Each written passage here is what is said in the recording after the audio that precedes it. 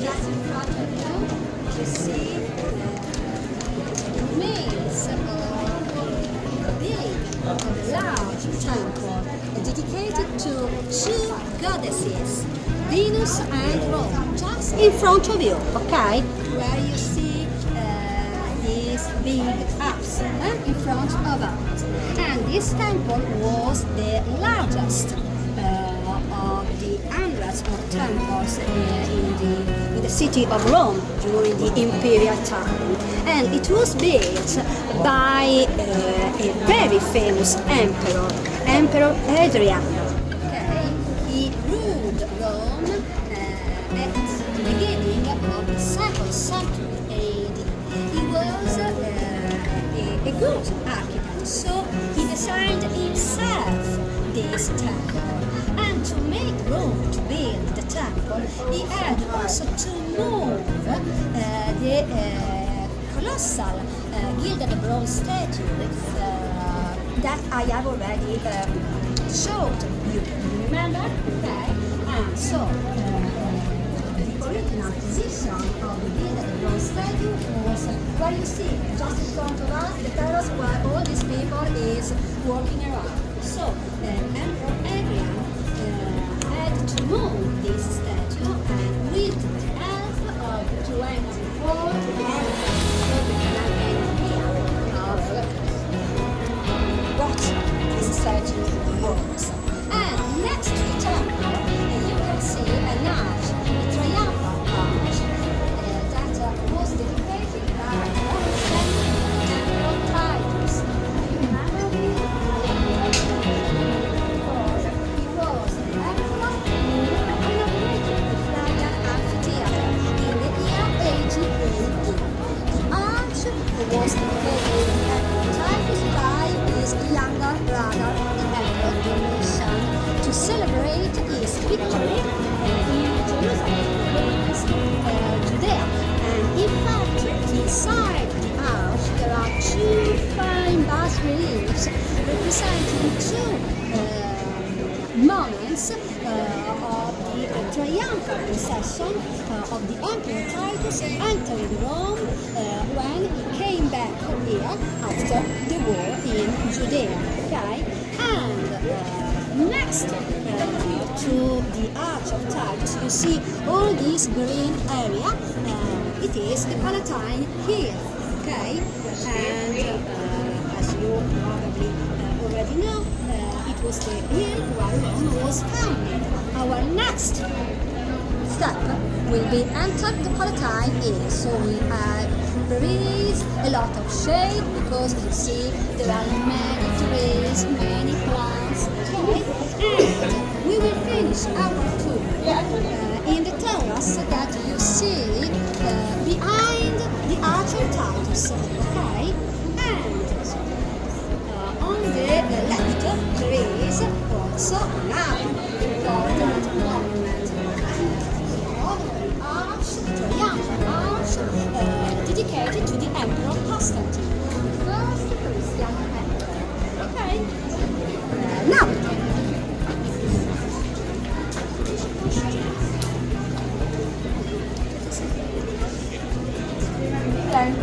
Kami nigdy. there are many olive trees. Okay? Olive trees, And whoa. also produce olive oil from the Olive oil. trees here on the Palatine Hill. Wow, olive trees. All right. We got a little bit of a hike there. All right. Get my exercise today. I think I'm up to like 30,000 steps. Jeez. Getting it in. I think this lady's a marathon runner right here. She is so strong, our guide.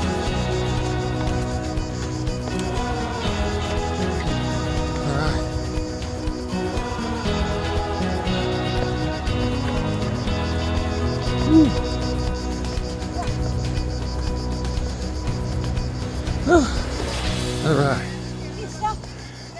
Look at her, she's not even breathing hard. Okay. Here I am. Da, da, da, da. You can imagine that. You must run 5 miles every day. And Harrison Ford Yes. played a pivotal role in my decision of becoming an archaeologist.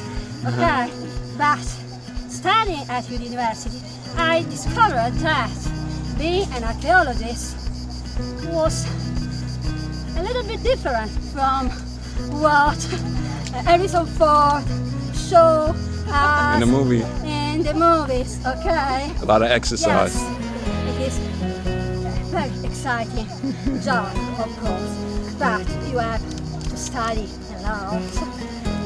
You have to read many books and so on. Not just outside, but also inside job. Okay, now during our big stop, I need to recover because you know asthma. Okay. So the Palatine Hill was very important during the regal period. Here Romulus, the first king, founded the city, so it was very important. But it was also very important during the Republican time, when the Palatine became home to many patrician families. It was the hill of the VIPs. We can consider the Palatine Hill a sort of Beverly Hills of ancient Roman times, and many magistrates, senators, orators such as the famous Cicero decided to reside here because it was the hill where the city was founded, but also because it is very close to the Roman Forum, which was the center of the ancient city of Rome, the main square where all the public activities took place. The Roman Forum is located in a narrow valley in between this hill, the Palatine Hill, and the Capitoline Hill. And at the very beginning it was a marketplace, essentially a marketplace for day-to-day shopping. But over the time it became more versatile, more functional, as public activities took place in the Roman Forum. And it was important for magistrates and senators to live very close to the place where most of them used to work or go for their daily activities. Okay? And among these families, among these patrician aristocrats families, there was also the family of the young Octavian. Do you remember of him? I have already mentioned him. And talking about the assassination of Julius Caesar. Octavian was the great nephew of Caesar and his heir. So he was born here, and when he became emperor, even before becoming emperor, to tell the truth, he decided to purchase a house on the top of the Palatine Hill, very close to the place where the hut of Romulus was located. Okay, so he wanted to create a deep connection between himself and the very first king of the city, Romulus. Okay, so the Palatine became the seat of the imperial palace. Also, the following emperors made the same, so they kept on living on the top of the Palatine Hill. Each emperor enlarged, added, or restored the buildings made by the predecessors. And so, as you can imagine, the whole hill was occupied by the imperial palace. Before facing the last steps, I want to show you good motivation to go up. I want to show you this panoramic overview on the archaeological area of the Palatine Hill. Okay, all this area is occupied by the remains of the imperial palaces. And the most important part of these imperial palaces was built by the emperor of the Flavian dynasty. So the same emperors who built the Flavian amphitheater. Here you can see a panoramic overview of the situation in reality, and here you have a reconstruction of the imperial palaces. You already know that our word palace, palais, palazzo in Italian derives from the Latin name of the Palatine Hill. In Latin, the Palatine Hill is called Palatium, hence the word palazzo, palace, and so on. So, Palatium or Palatine Hill soon became synonymous to imperial residence. Okay? Now, we are going to pass through these three parts of the imperial palace built by Domitian, the so-called stadium, the Domus Augustana, and the Domus Flavia. Are you ready to go? Now.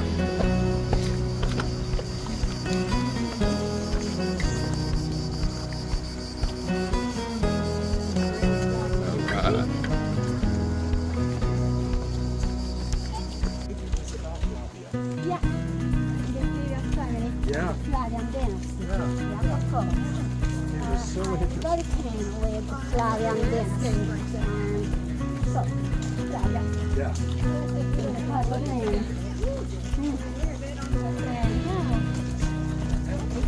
So the Papa come to the front? Yes. But that was really odd.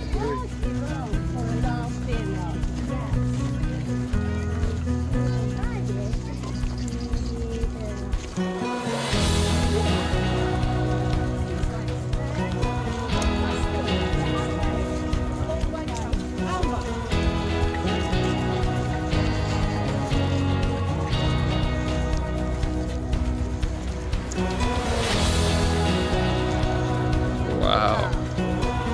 Yes, we are high up. We are high up. Dominate in Rome, Italy.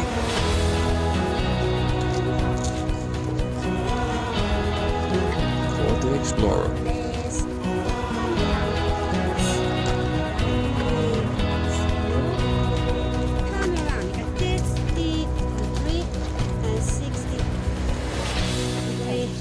That's good. View on the Roman Forum. Just down there, you have a complete panoramic overview of the family of the Roman Forum. Oh, beautiful.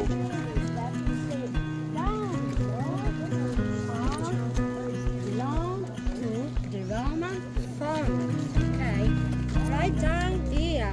For instance, this green area with the three pools is the house of the Vestal Virgins. So the house where the Vestal Virgin, the priestesses of the goddess Vesta, lived during their priesthood. So they remained there for 30 years. And right next to the house of the Vestal Virgin, there was the temple dedicated to Vesta, and it was a round-shaped temple. And inside the temple, you can see still standing just 3 columns. Right over there, there was the sacred and perennial fire of the goddess Vesta. I can show you a reconstruction of this temple. Right here, if you want. Yes, yes. Okay, this was a round-shaped temple dedicated to the goddess Vesta. The goddess Vesta is always represented by the sacred fire, okay? And the main task of the Vestal Virgin was to keep this fire, that was the symbol of the eternity, of the continuity of life of the city of Rome, constantly alive, okay? And you see, the main road that crosses the valley of the Roman Forum is the sacred road, and it is the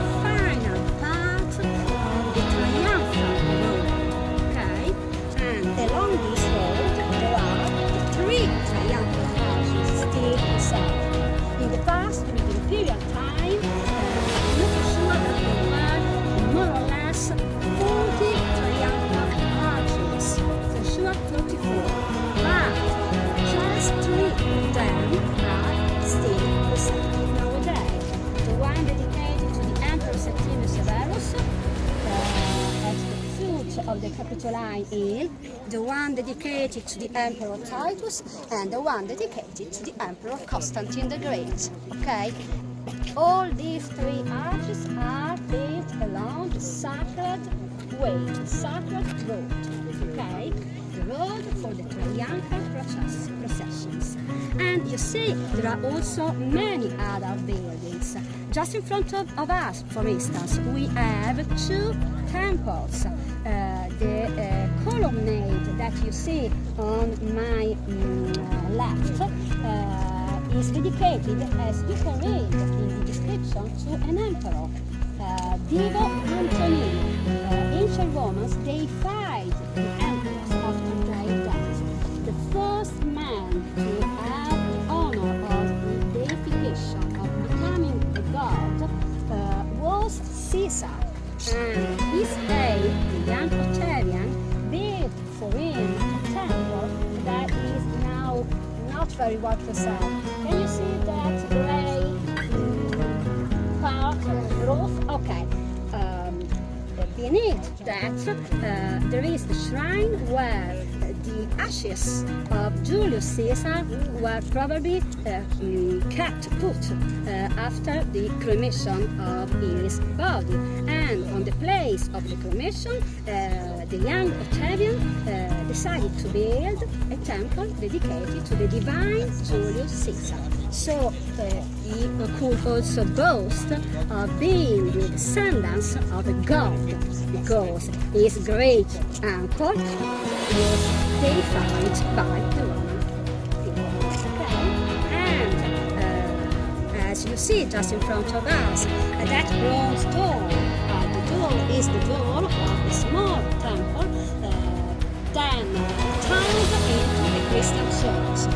Many of the buildings in Rome are now well preserved because during the early medieval time they were transformed into Christian churches, and then allowed them to be expoliated, to avoid them devastation. And the most important building in the forum is the one that you see just in front of me.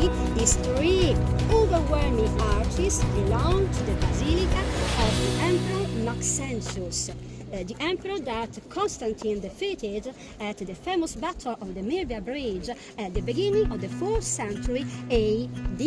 And what we can see now is just one of the isla, one of the nave of this basilica. Okay, just one of the three naves of this basilica. And they are perfect, one of the best examples of the Roman architecture. Many architecture painted during the Renaissance time looked at these imposing arches because they were fantastic, unique. And remember, a basilica in ancient Roman time was not a religious building. In the basilica took place low cult activities. In the basilica there were tribunals, okay? And early Christians needed a building where many people could enter, could be hosted. And then they copied the shape, the plan of the Roman basilicas. Okay? Now, it's time to go. You probably already pointed this out. You probably already pointed this out. I might have a hard time hearing sometimes. It's not you, it's me. Where was the forum? Do they have a place where Julius Caesar was? Yeah, Where's this it? one.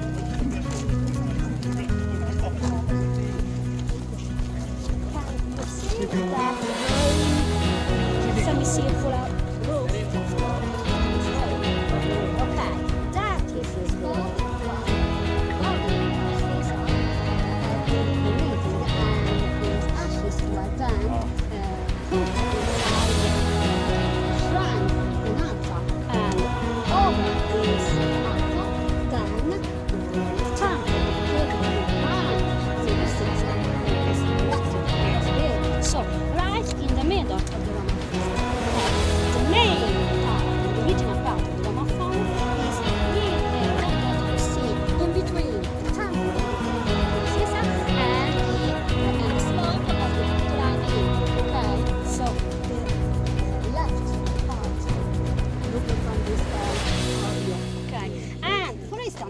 gladiatorial combats before the construction of the Flavian amphitheater took place right there, in that green space. There was a temporary venue where gladiatorial combats took place before the building of a stable amphitheater. Okay? Now, I want you of these halls. They were originally completely covered by marble slabs, colored marble slabs. And colored marble were very, very precious. And the Romans imported them from all over the Mediterranean area, especially from Turkey, what we call now Turkey, and from North Africa. And it's very expensive to import them. And the marble were only in the imperial palace or in the house of the aristocrats, noble families. And right in the middle of this private part of the imperial palace, there is a courtyard, okay? And I can show you a reconstruction, and then we can move on. Okay. Because it is time to go. This is a reconstruction of this courtyard, okay? I can show you, here I am. Okay, so right in the middle of this courtyard that was surrounded by columns. The columns are not preserved anymore, but there are the bases. Yes, the columns are secured. And right in the middle there was a lake, a big lake. In the center, right now you see this small hill. There was a temple that the emperor commissioned to his patron goddess, Minerva. Minerva was the in the Roman religion of the goddess Athena, the Greek goddess Athena. And you probably already know that the olive tree is a plant sacred to Athena. For that reason, archaeologists decided to plant these 3 olive trees on the top of the place where once stood this small temple. Okay, now here you are, original marble slabs. So imagine all this area completely covered by marbles, white or colored marbles. Now a panoramic overview, and then we go to our final stop. The panoramic top. We are now in the public part of the imperial palace, where official events took place, such as banquets, but most of all, public meetings. So we are now entering and walking across the royal chamber. This large, vast hall is the chamber. Now we are left with walls preserved in a very close level. But in the past, they stretched up to 30 meters. And right in the middle of these small apse, there was the throne where the emperor sat. Okay? And the main entrance of this royal room was just in front of the throne, on the opposite side. And you see that gateway? That was the main entranceway of the imperial palace. So imagine, I have to show you a picture, but I do it later in the shade, okay?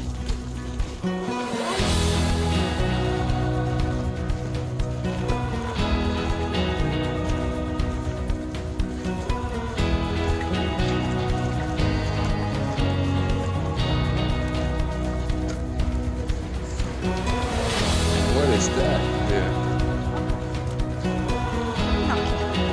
An aromatic plant. Can you smell it? Yes. And it's not Yes. So if you use it to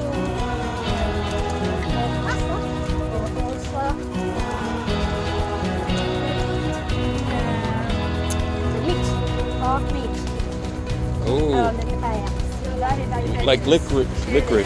Yeah, anise. That Yeah. was there, Yeah. yeah, anise. Anise, okay. Smells just like licorice. Very Yeah, similar. that too, yes. So, just to give you sense of the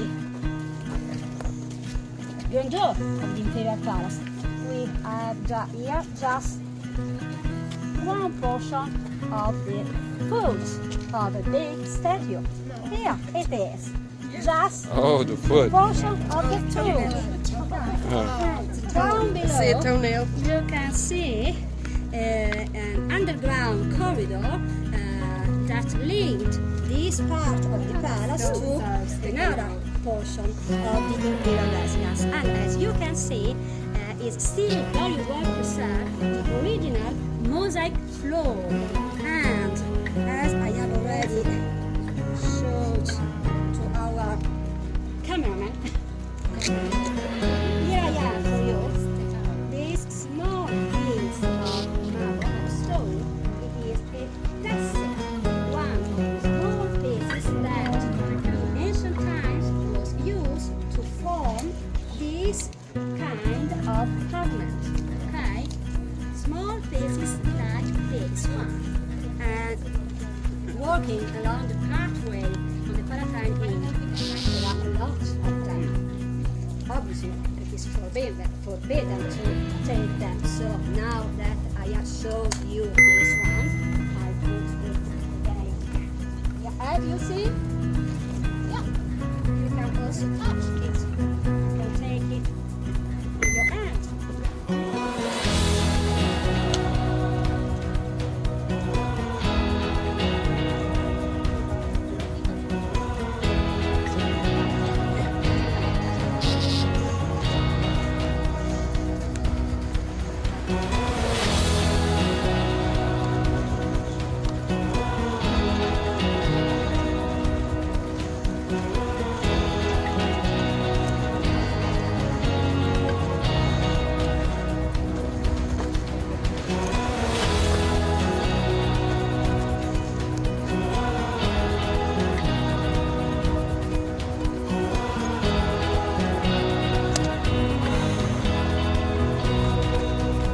Imperial Palace.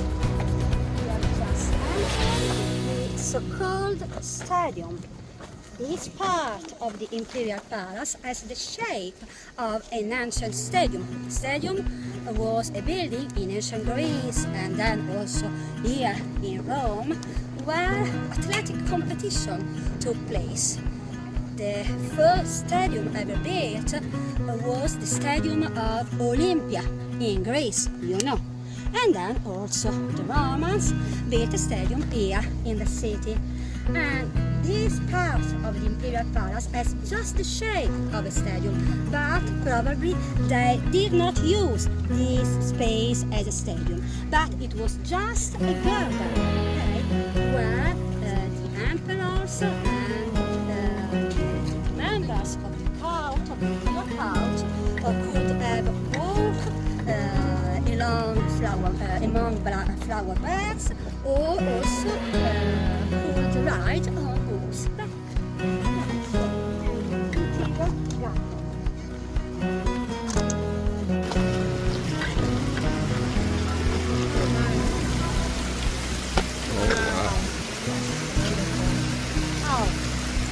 So, Paris was divided into two levels.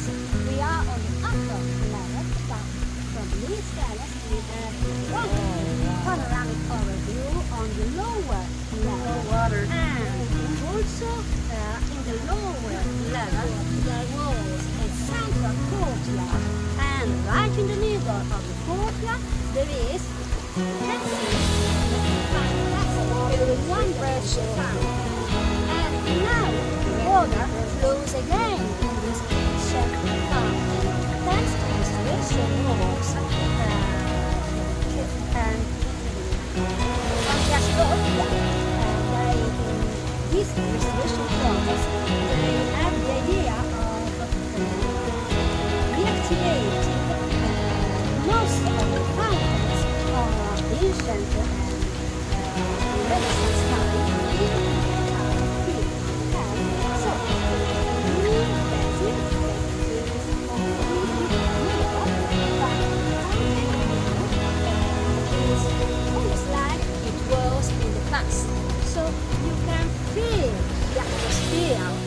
of the ancient imperial palace. You can feel the grandeur of this place. And right in front of us, the gates allowed the emperor to enter the Circus Maximus, which was a huge public building for chariot races located right below the Palatine Hill, in between the Palatine Hill and the Aventine Hill. Okay?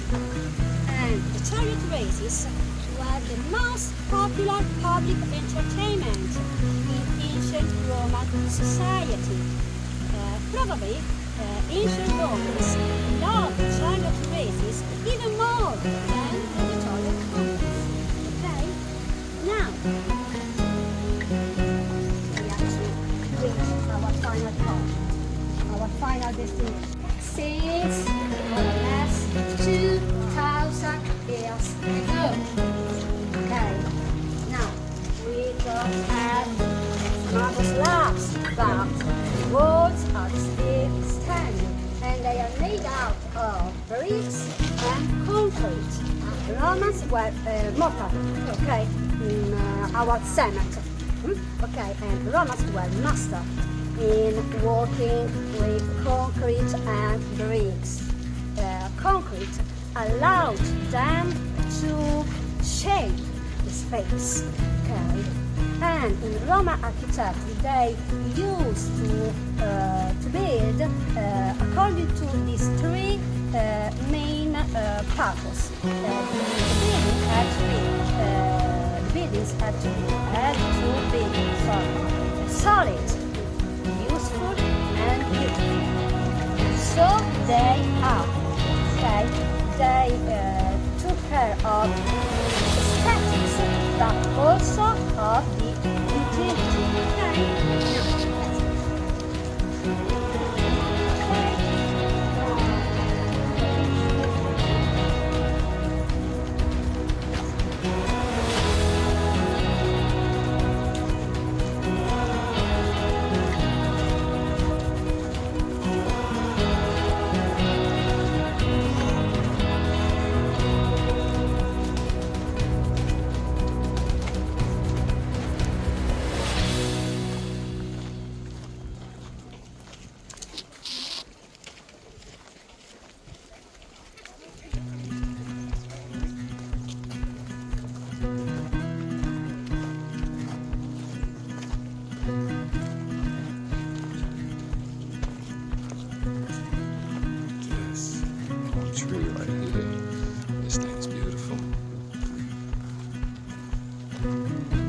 Touch this thing. Beautiful. Right in front of you, the dome of St. Peter's Church. Yes, over there.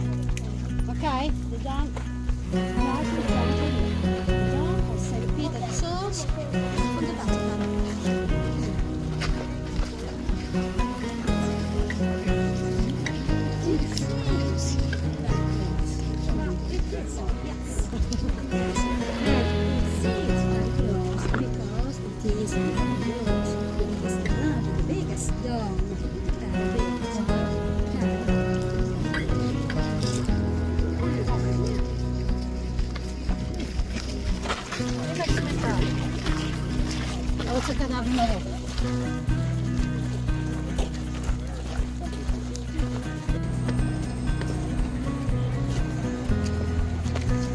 Ooh, boy.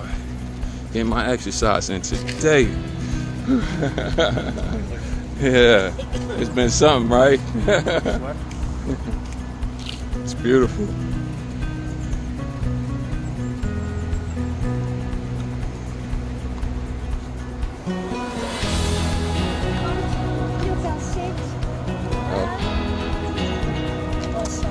Okay. Little seat.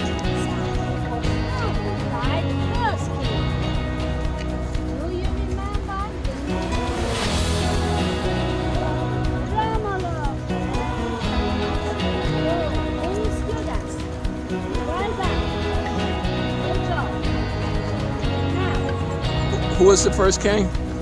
Romulus. Ah! Yes. Romulus. Surprise. Here I am.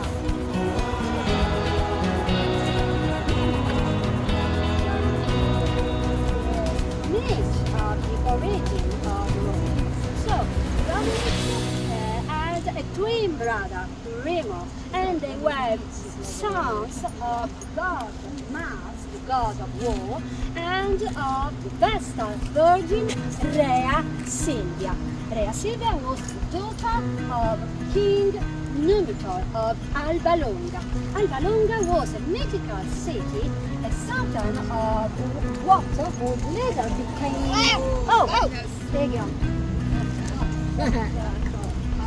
Okay, what later became Rome. So let's take a step back before the birth of the two twin brothers. And sometime before their birth, their grandfather, the king Numitor, was deposed by his ruthless and cruel younger brother, Amulius. He had also killed all the sons of Numitor, and he forced the daughter of Numitor, Rhea Silvia, to become a Vestal Virgin, because you know, being a Vestal Virgin demanded chastity, and so that she would not, in the idea of Amulio, give birth to rival claimants to his title. Okay? However, the god of the war, Mars, raped Rhea Silvia, and she gave birth to the twin brothers Romulus and Remo. Of course, Amulius enraged, and he immediately ordered that the babies had to be drowned in the Tiber River. But the servant who was sent to kill the babies took pity of them, and so he put the twins into a basket that was carried by the god of the Tiber River, the god Tiberius.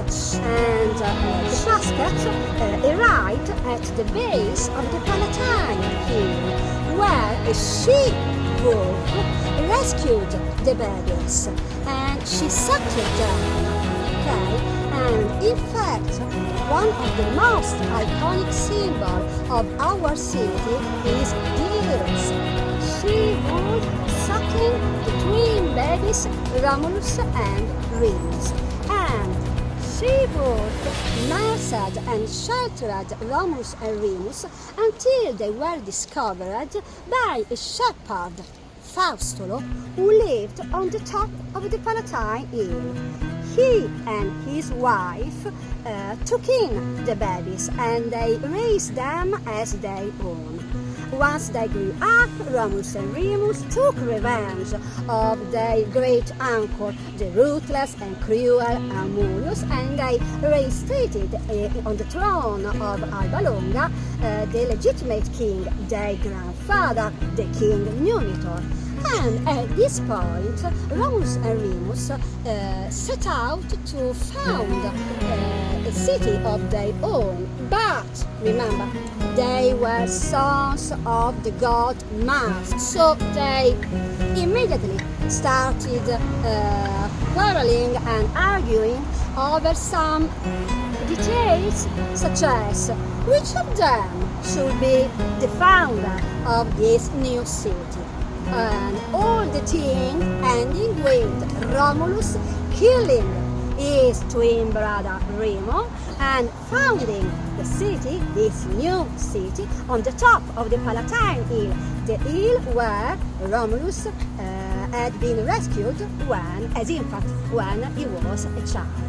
And the name of the city, Roma, derives from the name of its founder, Romulus. Okay, so in this picture, children usually love this picture. You see the protagonist of this myth, and she was here in the center. The basket, the twin babies, the shepherd Faustolo, his wife Appalancia, and here you can also see the fig tree. Okay, the basket was caught the roots of the fig tree. And here in the backdrop you see a cave. It is the den of the she-wolf where she took care of the babies until they were discovered by Fausto. And this cave was considered as a sacred place in the ancient times, and it was called Lupercale. The Italian word for she-wolf is lupa. The den of the she-wolf was the Lupercale, and this cave was turned into a shrine, into a sacred place, okay? And it is right on the slope of the Palatine Hill, on this side, okay? Now, are you ready to go upstairs?